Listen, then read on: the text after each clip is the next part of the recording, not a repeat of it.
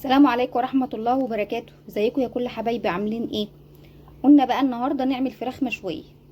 تعال نشوف انا عملت الفراخ المشوية دي ازاي، وجربوا الطريقة دي يا جماعة. بصراحة طريقة خطيرة خطيرة بصراحة والله.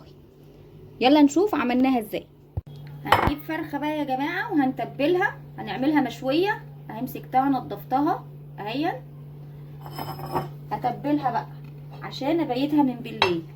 اهو جبت طبق احط بقى اعمل لها التتبيله بتاعتها. ايه التتبيله بتاعتها بقى؟ اهو بصل مبشور، بصلايه مبشوره اهي، احط عليها طماطمايه مبشوره اهي، قطايه مبشوره اخرى. احط لها التوابل بتاعتها ايه؟ ملح، فلفل، توم باودر، بصل باودر، بهارات فراخ، كزبره ناشفه اهي. التوابل بتاعتها كلها اهي ماشي. وهحط معلقه دبس رمان، طالما هشويها يبقى هحط معلقه دبس رمان. تمام كده. وهحط معلقه خل. كل ده في الخلطه اللي هتبل فيها الفراخ. وهعصر لها نص ليمونه اهو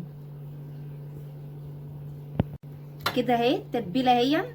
متنسوش يا جماعه تحطوا لايك وتشتركوا لنا في القناه اهي. اقوم بقى متبلها، مش هحط من بره كده، لا هحط تحت الجلد، تحت الجلد. وهحط اهو، مش من بره، تحت الجلد كده اهو. وهحشيها وهحط التتبيله تحت الجلد اهو. فتحت الجلد واقوم حاطه بقى التتبيله تحتيها اهي. هتبلها بقى بالشكل ده، مش بحط يا جماعه على الجلد، تحت كده وفي قلبها وجوه الجلد اهون. بعد ما باتت يوم في التلاجة في التتبيله بتاعتها اهي، احطها بقى تتشوي. هدخل كده الرجل دي من هنا كده، هطلعها من الناحيه دي من هنا عشان انا هعملها في الشوايه.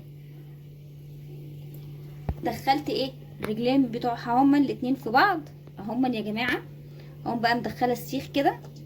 انا بحبها في الفرن بالطريقه دي، ما بشويهاش كده في صينيه ولا حاجه اهي.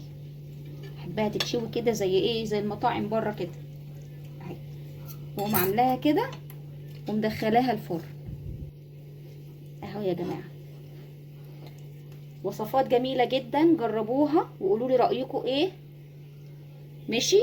يلا واروح احطها في الفرن بقى وهسيبها لمده ساعتين كده يا جماعه. الفرخه بعد ما شويناها وحطيناها في الفرن لمده ساعتين، هقطعها بقى واوريها لكم. اصل لسه مطلعاها حالا فسخنه نار. متنسوش يا جماعه تحطوا لايك وتشتركوا لنا في القناه. اهي يا جماعه بعد ما قطعتها بالشكل الجميل ده اهي، مستويه ولونها جميل وتحفه اهو يا جماعه اهي. جميله جدا، مستويه من بره ومن جوه، سخنه نار. ماشي. وكده ده يا جماعه عملنا الفرخه المشويه النهارده اهون. اعملوها بالطريقه دي، ما تنسوش تدعمونا وتحطوا لنا اللايك. باي باي.